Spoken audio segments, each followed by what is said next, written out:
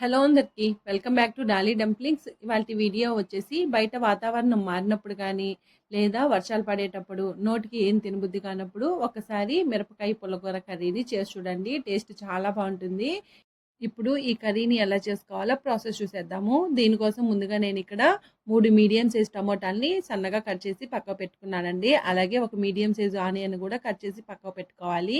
ఇప్పుడు కర్రీ చేసుకోవడం కోసం స్టవ్ ఆన్ చేసుకొని కుక్కర్ గిన్నెని పెట్టుకోవాలి. ఈ కుక్కర్లో చేయడం వల్ల త్వరగా చేసేసుకోవచ్చు అండి. లేదంటే మీరు నార్మల్ పాత్రలో కూడా చేసుకోవచ్చు. ఇప్పుడు ఇందులో 1 టేబుల్ స్పూన్ ఆయిల్ వేసుకొని ఆయిల్ వేడైన తర్వాత 1 టేబుల్ స్పూన్ ధనియాలు అలాగే 1/2 టేబుల్ స్పూన్ జీలకర్ర వేసుకోవాలి. ఇందులోనే 7 లేదా 8 కారం గల ఎండుమిరపకాయలని వేసుకోవాలండి. ఈ కర్రీలో కారం అనేది కాస్త ఎక్కువగా ఉంటేనే బాగుంటుందండి.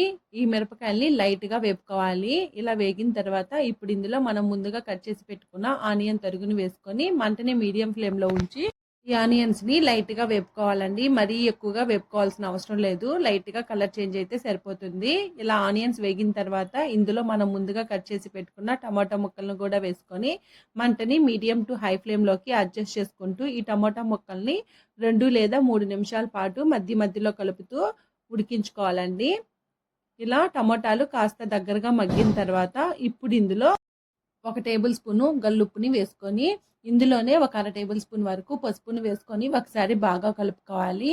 ఇలా కలుపుకొని మరో 2-3 నిమిషాల పాటు మధ్య మధ్యలో కలుపుకుంటూ ఉడికించుకోవాలండి. చూడండి, కాస్త టమాటాలు ఆనియన్ బాగా మగ్గిన తర్వాత ఇందులో 5 లేదా 6 వెల్లుల్లి రెబ్బల్ని కూడా వేసుకొని ఒకసారి బాగా మిక్స్ చేసుకోవాలి. ఇలా కలుపుకున్న తర్వాత మీ రుచికి తగ్గట్టు చింతపండుని కొద్దిగా వేసుకోండి. మరీ ఎక్కువ వేసేసారంటేను టమాటాలు ఎక్కువ వేసున్నాం కదండి, ఈ కర్రీ అనేది పులిపోయే ఛాన్సెస్ ఉంటుంది. ఇలా చింతపండును కూడా వేసుకున్న తర్వాత ఒకసారి బాగా కలుపుకొని ఇందులో ఒక చిన్న గ్లాస్ నిండా వాటర్ని యాడ్ చేసుకొని ఒకసారి బాగా కలుపుకొని మూత పెట్టుకొని మంటని మీడియం ఫ్లేమ్లో ఉంచి ఒక 2 లేదా 3 విజిల్లు వచ్చే వరకు ఉడికించుకోవాలి. ఇప్పుడు ప్రెషర్ బయటికి పోయిన తర్వాత మూత తీసుకొని ఇక్కడ టమోటాల్ని మిరపకాయల్ని పప్పు గుత్తితో కానీ మ్యాషర్తో కానీ మెత్తగా ఎనుపుకోవాలండి. చూడండి, నేను ఇక్కడ వీడియో క్లిప్లో చూపించే విధంగా ఎనుపుకోవాలి. అలానే మరీ మెత్తగా ఎనిపేసుకోవద్దండి, టేస్ట్ అయితే అంత బాగోదు. ఇది కాస్త కచ్చా పచ్చాగా ఎనుపుకుంటేనే టేస్ట్ బాగుంటుంది. చూడండి, ఈ విధంగా ఎనుపుకున్న తర్వాత ఇప్పుడు ఇందులో సాల్ట్ సరిపోయిందో లేదో ఒకసారి చెక్ చేసుకోవాలి. అలాగే కన్సిస్టెన్సీ కూడా ఈ విధంగానే ఉండాలండి. పలచగా అయిపోతే మాత్రం అస్సలకి బాగోదు.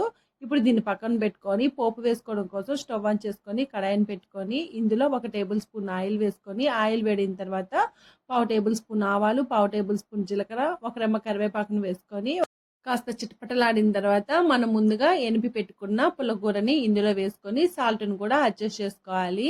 ఇలా ఒక 2 నిమిషాల పాటు ఉడికించుకుంటే సరిపోతుందండి. అంతేనండి, ఇంకా స్టవ్ ఆఫ్ చేసేసుకోవడమేను. దీన్ని వేడి వేడి రైస్లో తింటే చాలా బాగుంటుంది. అలాగే రాగి సంగటిలోకి కూడా చాలా బాగుంటుందండి.